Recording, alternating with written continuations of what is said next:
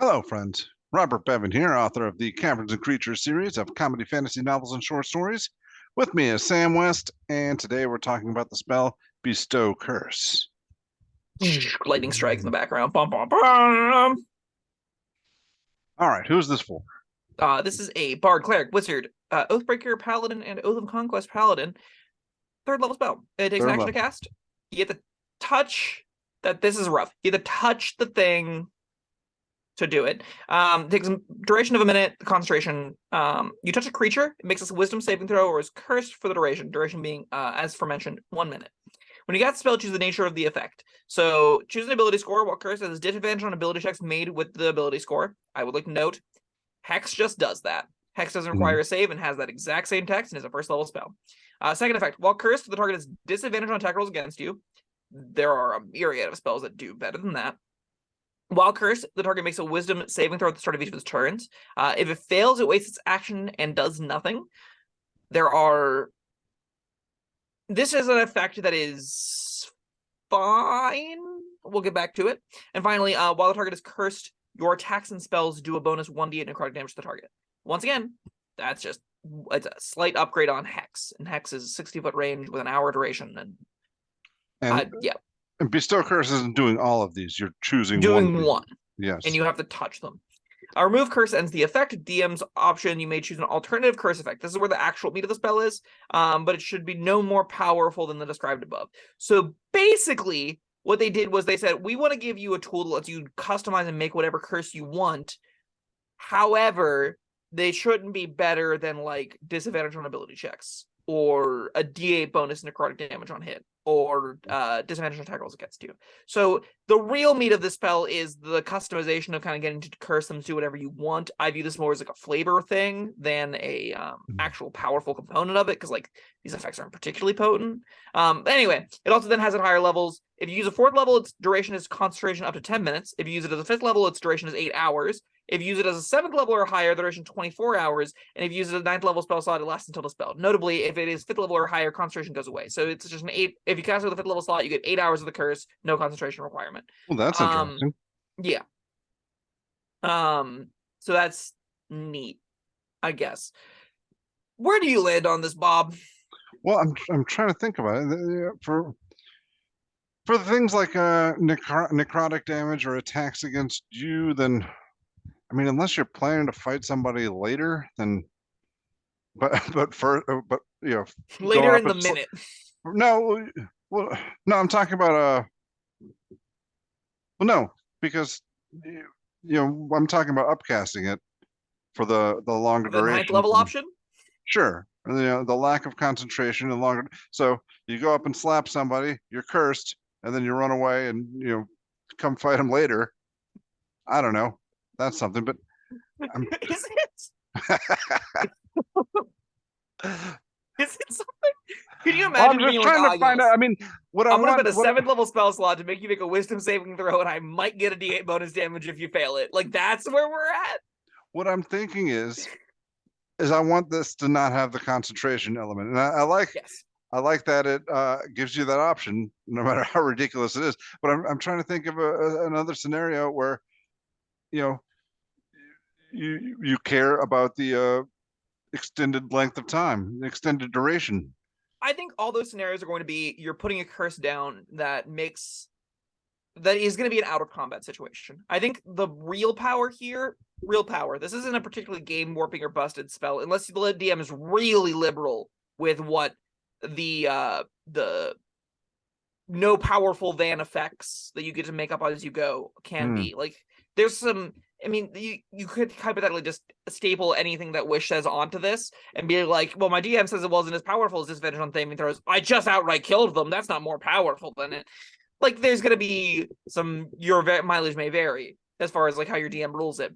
But I think for the most part, what's going to end up happening is you're going to be like, okay, this politician that's going to be doing some important charismatic speeches of the day, I'm going to, you know, sneak into his morning. I'm going to be the barista behind the counter whenever he's getting his coffee, and I'm going to brush against him and curse him so that he has disadvantage on his charisma checks for the day or whatever, right? That's like the fair use case of it. And that even that, you're like, oh, I spent a 5th level spell slot to do that. And that's a Hex lasts an hour and has one first level cast, and you can upcast it to get longer durations than that too. Now, granted, that asks for concentration, and this doesn't. Higher level hex doesn't ask for concentration either. So you need to be doing effects that aren't specifically the ability score thing, but act like the ability score thing. So I think you might be able to get away with like strength-based attack rolls, maybe, and then you put on like a gladiator or something. We're gonna get into like really niche use cases because it's definitely going to be tailored to someone doing an event that you want to make worse. And all this kind of really does make it menially worse. Like, I think there might be like room to say minus a D, like maybe it's like a Bane effect, minus a D4 or D6. Even I'd go up to like D8 on some of these kinds of things. And be like, yeah, it takes a D8 off of specifically strength athletics checks, or you know, maybe it's then it like stacks and scales with some other abilities at least. I feel like I'm jumping through a lot of hoops to justify not very powerful effects. All right, but yeah, well, I mean, that's the limitation. I'm not going to even speculate about that because I'm a poor judge of what is as powerful as something else. I'm going to look at the effects that it lists. So for what I'd like to use this spell for, the attack rolls against you is out. My attack rolls against the target is out. That leaves the ability score thing and the wasting its turn doing nothing thing.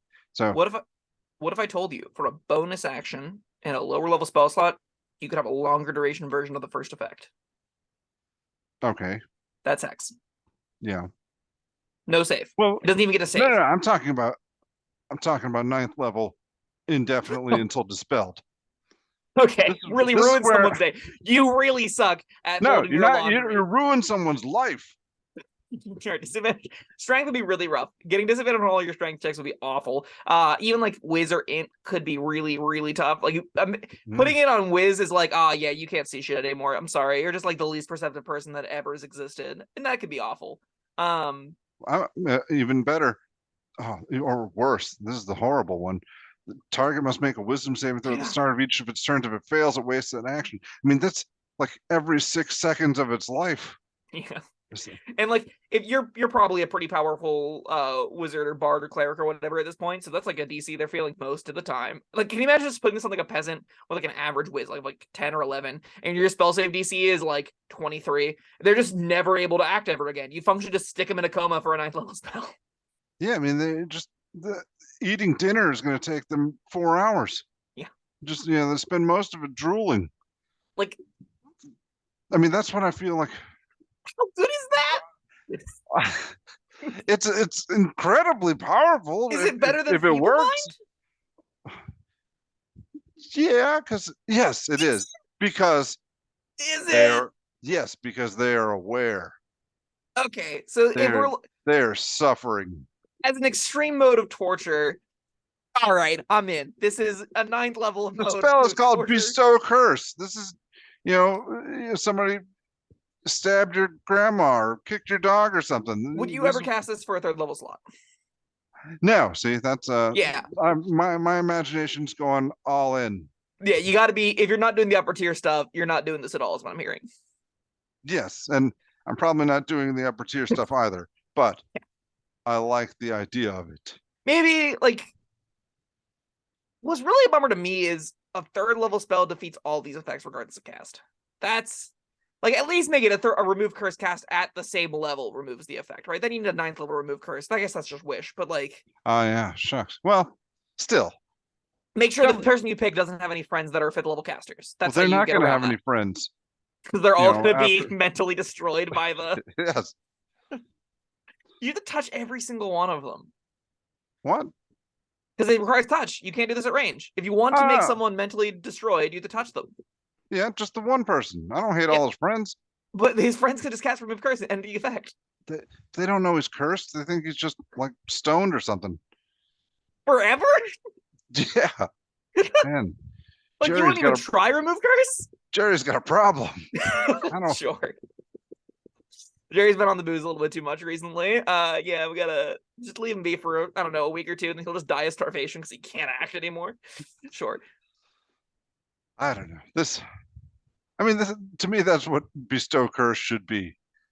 I really think they should have leaned in on that effect more. I think, or you're over there, that effect more. I think they should have, like, really doubled down on this being a really big irritation, and I would want to see like more robust text talking about like you touch an object that can be consumed. Let this be like a poisoning effect, like, you know, poisoned apple Snow White, right? Really sell this as a villain's curse. And I think you have to then I talk a lot in depth about how I don't like binaries, how I don't like how just like dispel magic beats all magic, counterspell beats all spells, remove curse beats all curses, right? I don't like those kinds of effects because I don't feel like they're dynamic. I don't feel like there's a lot of room to have middle ground. It's just either this spell can't exist because remove curse exists. That's kind of how I feel like it is.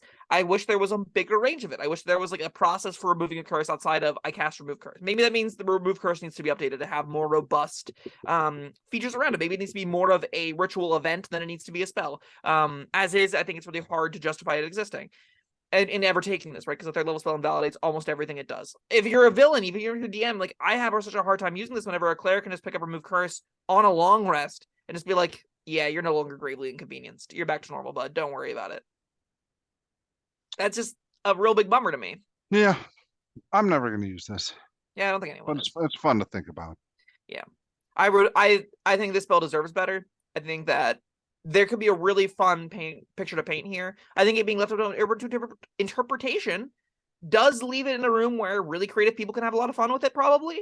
They're gonna have to be somewhat villainous, and that's not necessarily a bad thing. You're gonna have to be somewhat fey, I think, to get away with it not being super villainous. It's always gonna be somewhat villainous, but it's Bestow Curse. Yeah, I don't know. I don't think this hits any marks that make me able to justify ever casting it. I don't think a human player should ever. Maybe you consider mode 3. Maybe you're like in a fight where you're like, okay, I touch it and then I misty step. Oh, you can't do it in the same round. I touch it, I curse it, and then I run away and hope for the best. And then like you're in some kind of situation where now it takes half turns, or like less than half of its turns, and it just is one saber die, and that's fine. It's not great, and that's like the only castable use case for it I see. Passing the wisdom save doesn't break the spell, right? It just lets them act for that turn.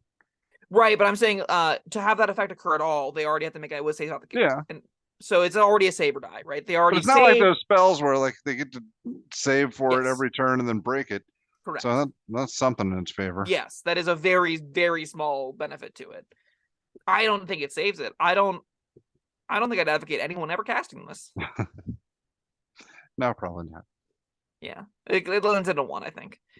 I can't say that. I'm gonna give it a 2 because of the creative uses. I'm gonna give it a 2 because I think some players are gonna have fun with the you hear a jazz band in the background of every single building you're in for the rest of your life.